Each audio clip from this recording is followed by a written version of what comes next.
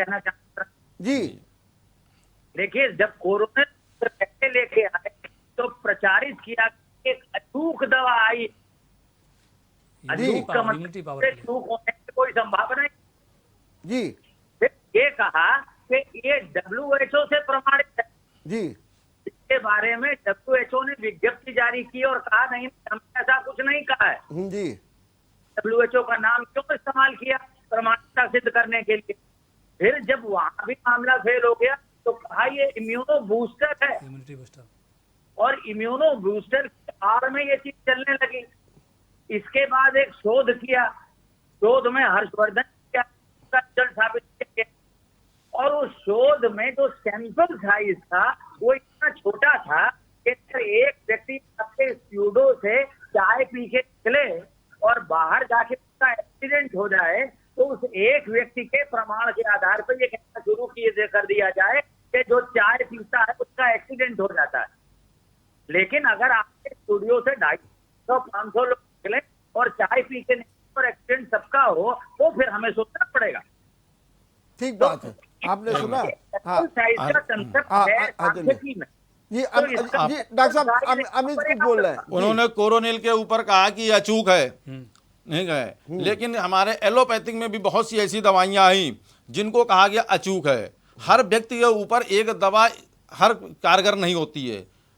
व्यक्ति के ऊपर उसका क्या प्रभाव है, वो किस प्रकृति का है, उसका मर्ज कितना है, उसके आधार पर वो दवा जो है कारगर होती है। उन्होंने कब प्रकृति के लिए ये दवा बनाई थी, लेकिन वो एक सिस्टम है कि हम L1 में थे कि L2 ग्रेड का पेशेंट था कि L3 ग्रेड का पेशेंट था, जैसे कि एलोपैथिक। लेकिन यदि दवा आज दुनिया में, अभी भारत में आयुर्वेद के माध्यम से लोगों को फायदा पहुंचा है, घरों में दवा पी के, काढ़ा पी के, लेकिन यदि यही दवा आयुर्वेद चिकित्सक के देखरेख में डॉक्टर के द्वारा दी जाती, यदि आयुर्वेद के द्वारा जो हमारे चिकित्सक हैं यदि वो इलाज करते तो आज हमारे देश की स्थिति कहीं और होती। हमारा जो है कोरोना इतनी स्थिति पे ना पहुंच पाता, क्योंकि हमने तो लोगों को सुनने पे कि उन्होंने रामदेव ने बता दिया है, किसने बता दिया, उसके आधार पर हमने दवा का इस्तेमाल किया। लेकिन हमको ये नहीं पता, हर व्यक्ति की घर में 3 व्यक्ति हैं, तीनों अलग अलग हैं, कोई वात प्रधान है, कोई पित्त प्रधान है, कोई कफ प्रधान है। हो सकता है कि वही एक चीज़ आपको फायदा कर जाए, वही चीज़ हम खाते हैं तो हमको नुकसान भी कर सकती है। तो हर चीज़ पे ये कह देना कि ये हर सबके लिए है, ऐसा संभव नहीं है। और ये केवल रामदेव ने कह दिया तो उसमें आयुर्वेद भी है, एलोपैथिक भी है, उन्होंने भी दावा किया कि ये इंजेक्शन बिल्कुल कारगर है, ये हमारी वैक्सीन बिल्कुल कारगर है। बाद में उस स्थिति पैदा चलती है कि हमारे पास क्या रिजल्ट आते हैं। ठीक बात, वही स्थिति हुई है। आज खड़ा हूँ मामले में, रामदेव तो आयुर्वेदाचार्य भी नहीं, 8 पास है। ठीक ये बात तो है। पढ़ हम आपकी बात से बिल्कुल सहमत हैं, लेकिन आज के जो हमारी शास्त्रीय पुस्तकें हैं आयुर्वेद की, जो चरक संहिता है, सुश्रुत संहिता है, वहां पर कोई डिग्री नहीं थी उनके पास, उनके पास इतनी बड़ी कोई लैब नहीं हुआ करती थी, लेकिन उन्होंने खोज करके सबसे बड़ी ये किताबें, जरूरी नहीं है कि वो पढ़ा हो वहां पर, कि वो जाके स्कूल में पढ़ा हो, वही जरूरी है। ज्ञान जो है आपको जो प्रैक्टिकल भी होता है, तो रामदेव ने प्रैक्टिकल ज्ञान प्राप्त किया बहुत बड़ा। और हमारे चरक ऋषि, सुश्रुति, बड़े बड़े ऋषि मुनियों ने जो आज बता दे कि ये लौकी इस काम की है, तो लौकी आज वही से उसका सेवन वही रूप में किया जाता है।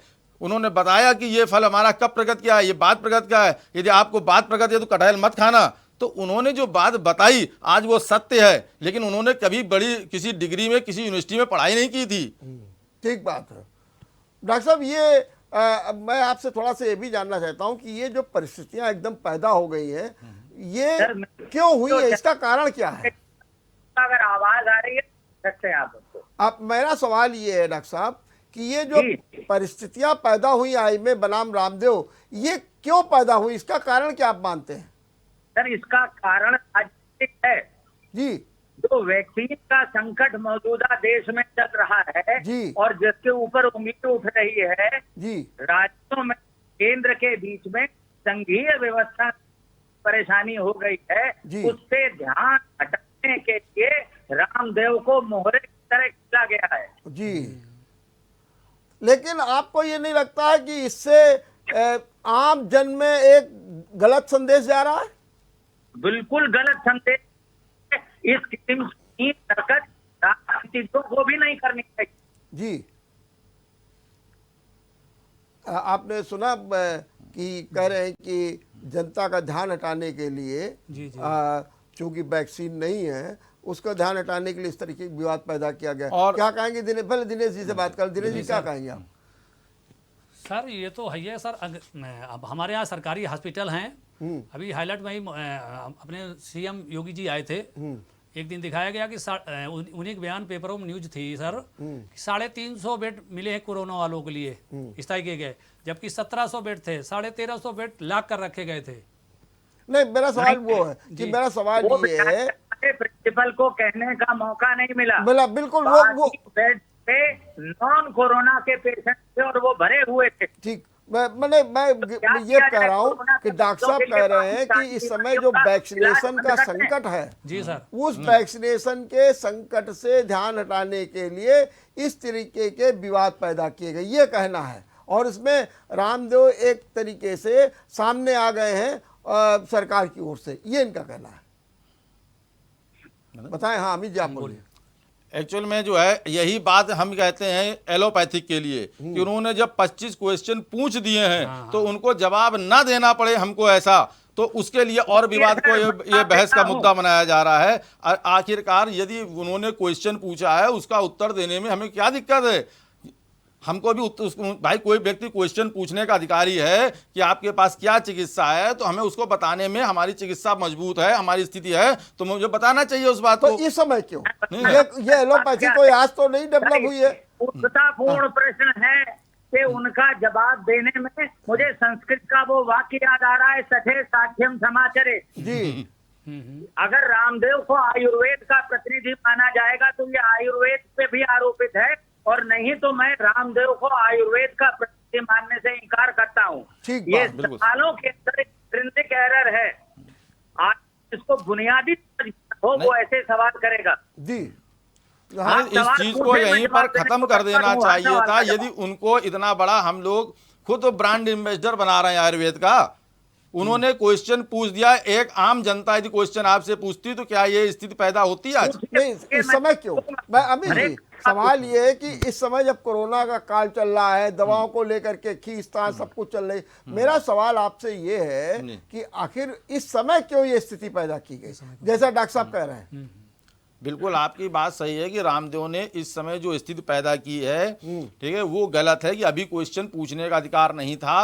या किसी को भी नहीं है, क्योंकि अभी हम सबको मिलके, चाहे होम्योपैथिक हो, चाहे एलोपैथी हो, चाहे आयुर्वेद हो, चाहे हमारी नेचुरोपैथी हो, ठीक है, सभी को मिलकर एक मंच पर आकर हमें एक संगम बनाना पड़ेगा और उस संगम से हम इलाज को ढूंढें, ना कि जो है अलग अलग दिशाएं में चले।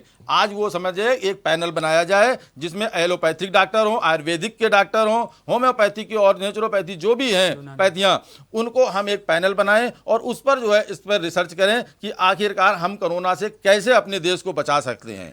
डॉक्टर साहब, ये आपने सुना, इनका सुझाव है कि एक पैनल बना दिया जाए, उसमें सभी पैथियों के विशेषज्ञ हों और जी समर्थन करता हूं। हाँ बिल्कुल, बहुत अच्छी बात आपने की कि इस तरीके का प्रयास होना चाहिए और इस तरीके के विवाद से भी बचना चाहिए। हालांकि सरकार ने आयुष को काफ़ी प्रोत्साहन देने की बात की है और ये भी कहा कि इस तरीके का हमको आगे बढ़ना चाहिए। तो अंत में मैं आपसे फिर एक सवाल पूछूंगा दिनेश जी कि जो पतंजलि का जो ये अभियान है, इसको आप चाहते हैं कि अब रुक जाना चाहिए, कोई आरोप प्रत्यारोप नहीं होने चाहिए, बाकायदे अब जो है कोरोना के लिए जंग में सभी लोग अपने अपने ढंग से जो है भागीदार बने? बिल्कुल जी। ये पूज्य स्वामी जी का आशीर्वाद रहेगा तो हम सब लोग मिलके कोरोना की लड़ाई जंग जीतेंगे।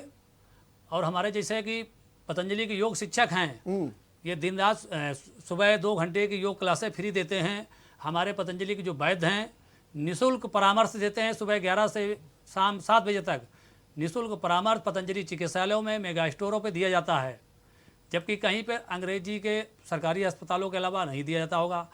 हमारी उम्र तो 45 साल है सर, मैं देख रहा हूँ इधर 30-40 सालों में कानपुर में नर्सिंग होम सैकड़ों की तादाद में बन चुके होंगे। 30-40 साल पहले 10 के बराबर रहे होंगे हॉस्पिटल। चलिए अमित, क्या कारण है कि आप बार बार ये कहते हैं कि आयुर्वेद बहुत अच्छी है, बहुत अच्छी है, फिर जनता का विश्वास जो है क्यों नहीं आयुर्वेद की ओर झुकता है और वो एलोपैथिक की ओर भागते हैं?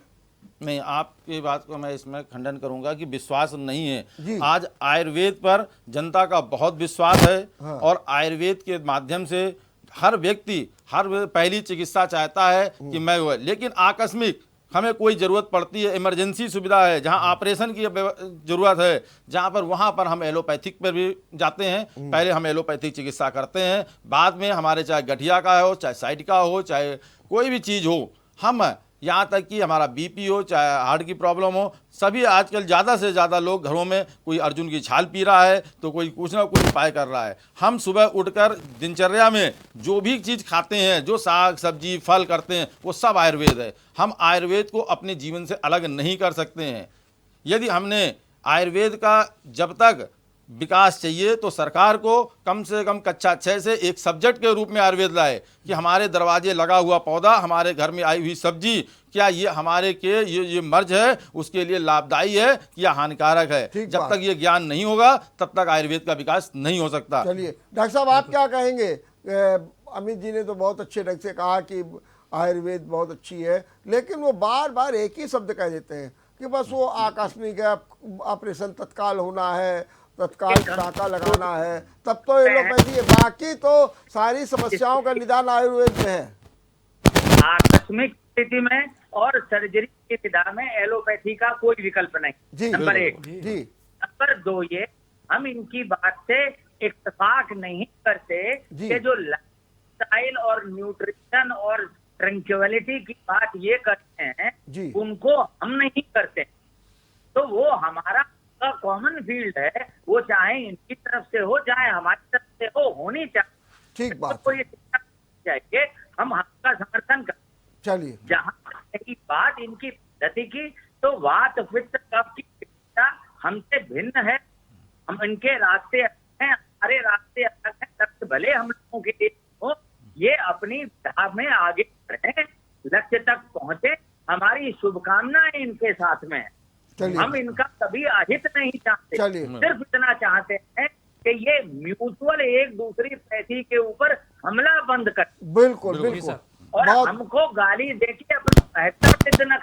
ठीक बात है, बहुत अच्छी बात आपने की। डॉक्टर साहब बहुत बहुत धन्यवाद, और दिनेश जी बहुत बहुत धन्यवाद आपको भी, अमित जी आपको भी बहुत बहुत। और ठीक बात की गई कि भाई ये एलोपैथी का एक दूसरे हमला क्यों, अपने अपने ढंग से विकसित कीजिए, मदद कीजिए, जनता की सेवा कीजिए। और एक जो सुझाव आया है आज बहुत अच्छा है, एक पैनल बना लिया जाए खास तौर से कोरोना के लिए, और उसमें सभी पैथी के विशेषज्ञ हों, और ये विशेषज्ञ मिलकर के एक कोई ऐसा रास्ता निकालें कि भाई किस जगह एलोपैथी की ज़रूरत है, किस जगह आपको आयुर्वेद की ज़रूरत है, और उसके द्वारा अगर कोरोना से जंग किया जाए शायद इसमें ज़्यादा सफलता मिले। देखते रहिए विचार मंथन। नमस्कार।